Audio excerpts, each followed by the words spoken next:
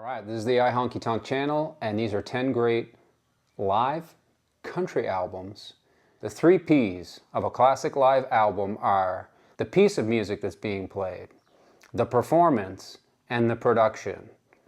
The higher you can get on all 3 of those tiers, the better the live album. And does the album tell a story? Does it tell us something about the artist, about the era, about the time, and the culture, and the place? Okay, 10 live albums. Number 10, Country Comes to Carnegie Hall. It's a double album, 2 LPs. We've got 4 artists: Roy Clark, Freddie Fender, Hank Thompson, and Don Williams. This is a great album. It's a great venue, Carnegie Hall. It's a great performance. There's a really great energy. Buck Trent, the Brazos Valley Boys. And we don't talk a lot about Freddie Fender on this channel, or Roy Clark. These are great concerts. Even if you're not a fan of them, you'll really like this. This is a great album. Country Comes to Carnegie Hall, double album. Number 9, Merle Haggard, Okie from Muskogee, live in Muskogee, Oklahoma. This tells a great story. It's the most famous Haggard song, and the whole concert kind of revolves around this song and the story of it. He's awarded Key to the City of Muskogee on this record, as it happens. He's in his prime, he's got the whole band there, and just a really great, tender and touching kind of an album. In fact, there's many live Haggard albums. This is one I like, Okie from Muskogee. Number 8, Charley Pride, live in person. The album could have been called Lloyd Green and Charley Pride live in person. It's a steel guitar masterclass. And this album has got all the great Charley Pride hits on it. It's got a lot of interesting and funny dialogue in between songs. Charley Pride's playing on the racial themes a little bit. It's pretty awkward to listen to in 2025, some of the stuff that's being said in between songs, but it's a killer album. It's very warm. It's got all the steel guitar you could ever want from the legend Lloyd Green. And if you haven't heard it already, you will love Charley Pride and Lloyd Green live in person. Number 7, Hank Thompson live at the Golden Nugget. Great venue. Many artists have recorded here. Hank Thompson and his band. We've got Merle Travis in the Brazos Valley Boys band playing lead guitar. We've got another steel guitar masterclass happening. Bob Garrett, he is doing some wild stuff on this record. It almost sounds like he's playing in his own concert apart from the rest of the band. It's really incredible. It's a lot of great energy, and it's one of the great all-time bands, Brazos Valley Boys and classic country western swing. This would be about my 7th favorite live country album.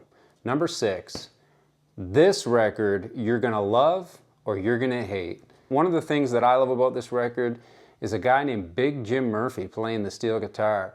He's not the cleanest steel guitar player ever, but he plays lightning fast. Must be the fastest steel guitarist ever recorded. You can hear him play this whole concert front to back. These guys are high out of their minds. They are flying through these tunes. You've never heard songs like Ragged But I'm Right played as fast as you will hear on this record. That being said, it's a pretty sloppy concert, but one of the things that make a great live album is if the production and the playing isn't so perfect that we forget that it's a live record.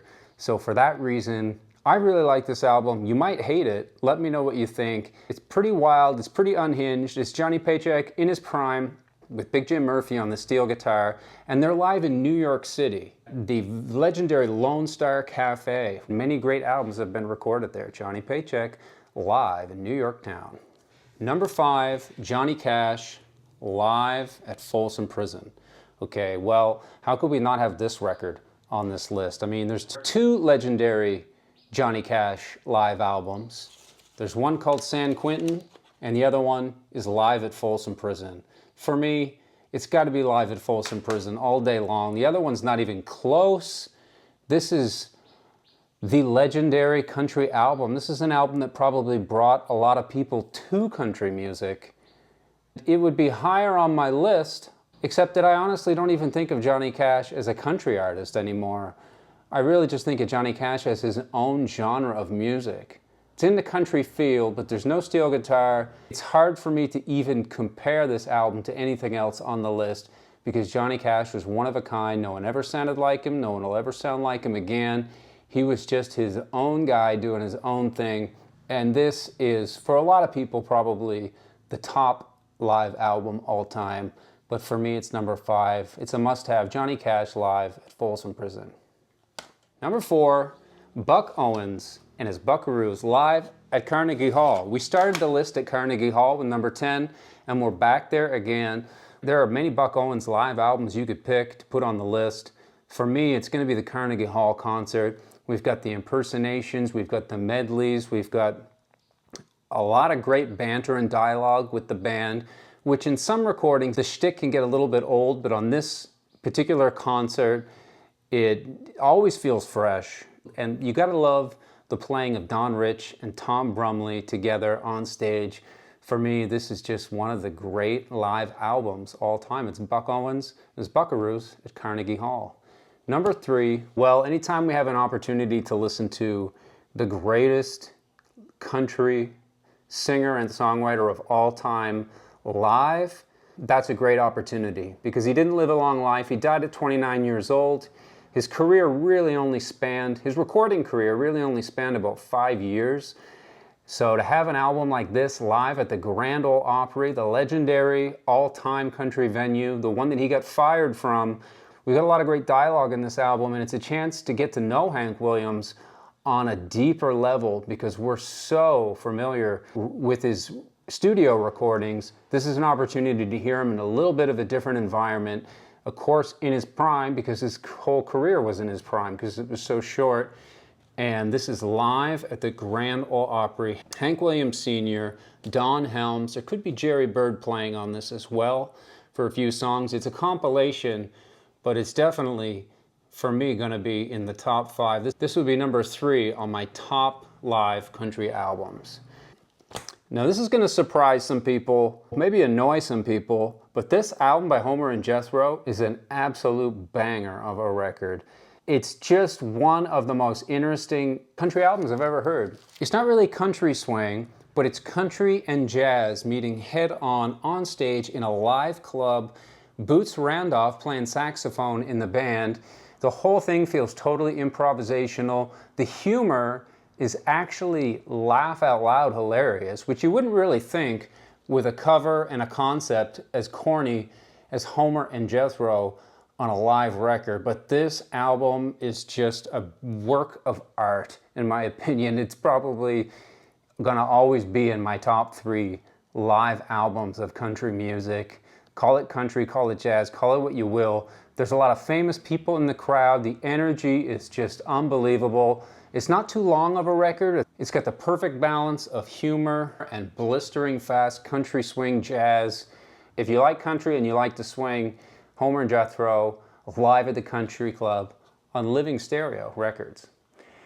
And a number 1 record on this list is not even an album that I have on vinyl because it only really exists on CD. This is Ernest Tubb and his Texas Troubadours, the complete 1965 live show.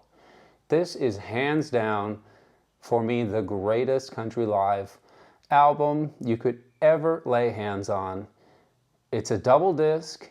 It's the complete 1965 live show. What else do you need to know? This is Leon Rhodes and Buddy Charlton playing in their prime. We've got Jack Green playing drums and singing. Cal Smith is in the band. This is just gotta be, for me, gotta be the all-time greatest country band ever assembled.